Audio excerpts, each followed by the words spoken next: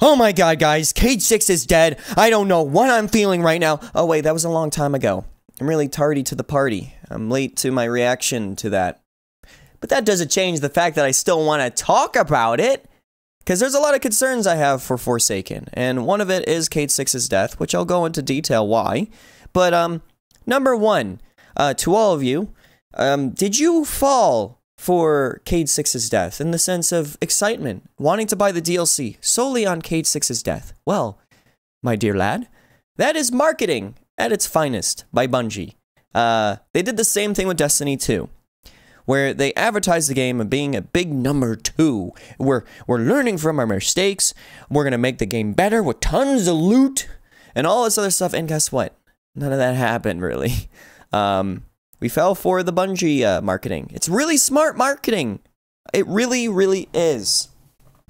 So, I don't fall for that stuff anymore. I really wait to see more detail on things that I want to see that isn't just solely on the marketing.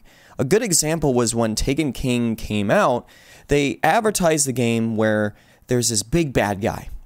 And then this and that, and they talked about the whole like story overall, like what we're going to be dealing with and what we're going to do. And Taken King was actually pretty good in the sense of like the villain breathing down her neck, being a something scary rather than being like, oh, it's a yellow bar, which was good. Could have been better, and I'm not saying Destiny 2's story was bad. It was actually a lot better than Destiny 1's story, of course, but Gaul was not really much there. They advertised the story for Destiny 2 of take the city back. That was like almost like a revenge story that they're doing again. Take the city back. Now, how many times were you thinking through going through Nessus and all that stuff about, man, I really want the city back now? Not me. I wasn't thinking about that. I was thinking about what I was doing right now. So when Cage 6 dies, I'm not going to think about Cage 6 dead in the next, 4 missions. So what I'm really concerned about is that they're not going to really work hard on the other aspects of the story. For Destiny 2's sake, Gaul, on the whole villain aspect, was shitty. I really was expecting Gaul to be breathing down her neck throughout the entire story. But he wasn't. He was sitting down, sipping tea, talking to the speaker, be like, I want to be the traveler. I want him to love me. So how do I do that? Didn't make me feel intimidated by him. It would have been a lot better if they had every mission of going to different planets that Gaul was there in some shape or form, like either by hologram, or then meeting us inside of maybe a mech or a tank, then escaping, being like, don't worry, you're not gonna get away with this or something, just something. But no, we go to the last mission and run into him, and I'm still like, hey, you kicked us off the ship. Remember me? Well, I kind of remember you. It wasn't that exciting. Because they advertised just taking back the city. They didn't really... It seemed like they kind of forgot about that. We need to have this villain, just up your butt. Constantly just in your face. Excuse me. And with Cage 6 being marketed about him dying, I'm worried about everything else. But, don't get me wrong, they did go into detail about the Scorn, the Barons, and stuff, and I'm excited about that stuff. But that's what I'm mainly excited about, because that's what we're going to be mainly doing in Destiny 2, in this story for Forsaken, is killing off these Barons. We're not thinking about Cade. We're thinking about these Barons, these new enemies, Aldrin. So I want them to be breathing down my neck, constantly being a threat to me. Because if they just killed Cage 6, and then they're not a threat to me, or showing that they're a threat to me too, like I'm next, I'm just gonna sit here and be like, well, I mean, you got lucky, you killed the Hunter Vanguard, but I'll flick you like a bug. You got lucky. He fell for your trap. I'm not stupid. That's how I'm gonna look at it. That's not good story writing. Like, again, I'm looking forward to Forsaken's, like, DLC either way because of content and either way a story. And I'm pretty sure it's not gonna be bad, but I have my concerns that we're gonna be getting another, like, oh, we fell for the marketing again. Whoops. Which I hope not. Now, when it comes to the dark story and them promoting it, with the Scorn and the Barons themselves, it seems pretty dark. Like, these are reanimated Fallen. Pretty messed up stuff. And I like that.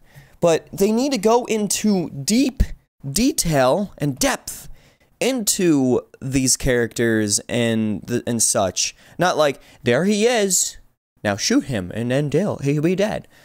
I wish that these Barons would speak English, like how Gaul and Oryx did. I don't think they will be, which is disappointing, because I feel like if they had character, all of them, like especially, like, could you imagine the bomber Fallen Baron having like that Junkrat or Joker like voice and have a cackle and everything and talking down to you? It's like, it's almost like that would be great, wouldn't it? But I doubt it.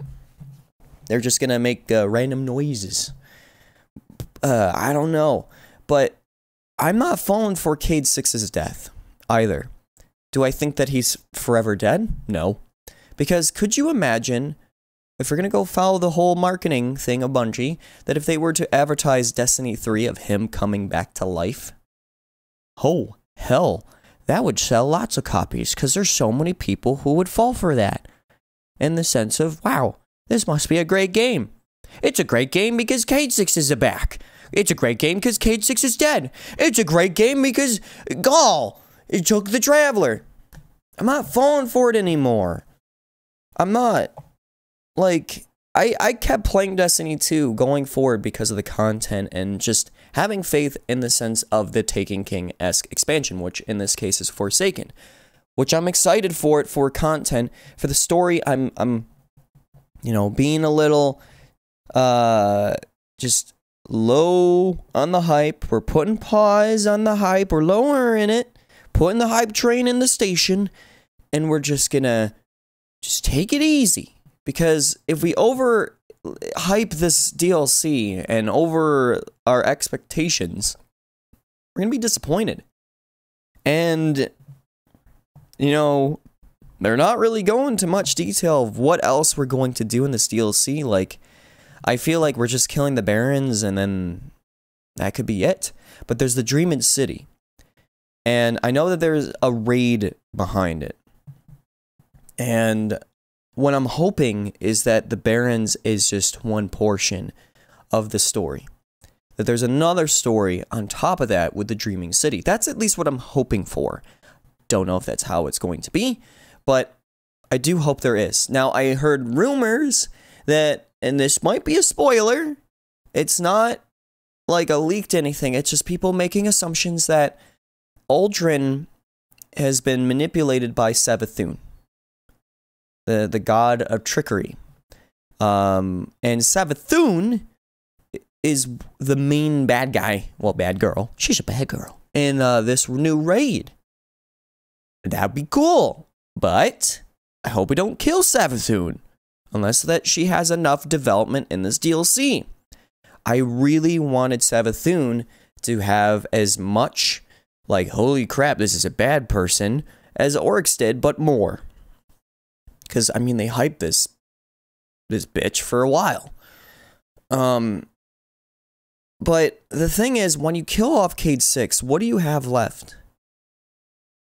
When it comes to characters. Zavala, Ikora, you know, you can't really see a story without Cayde 6 and his comedy relief.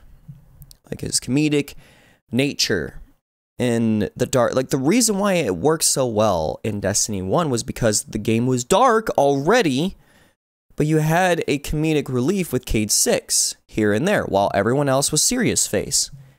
We need to keep that. But I don't know. I don't know. I just personally feel like Cayde 6 dying should not be the main thing of excitement for this DLC on the whole revenge factor. There should be more to it. Stuff that would shock me and surprise me. And that's why if Savathun is involved in this DLC at all and is put in her face as that, I'd be shocked. I'd be surprised. I'd be like, wow, I'm really liking this right now. But as of right now, I'm just like, I'm being lowering that hype again, you know, not being overly excited about this, other than that I am looking forward to it because it's content. It's what I want. And they're doing a lot of overhauls to a lot of things, like the weapon slot system and all that other stuff. But I wanted to mainly talk about the story, mainly talk about my concerns. Because, I don't know, they could take this whole thing in a wrong direction, which I hope not. But, I don't know. I want to know your thoughts, though, on this whole thing. Like, do you think I'm stupid? Do you think that I know what I'm talking about? What are your thoughts? Like, do you think that they're, like, going the right route with this or not? I don't know. Like, just tell me what your thoughts are in the comments down below, because I want to know. But either way, I'll see you guys in the next Chibi Hour. Thank you all for watching. Chibi out.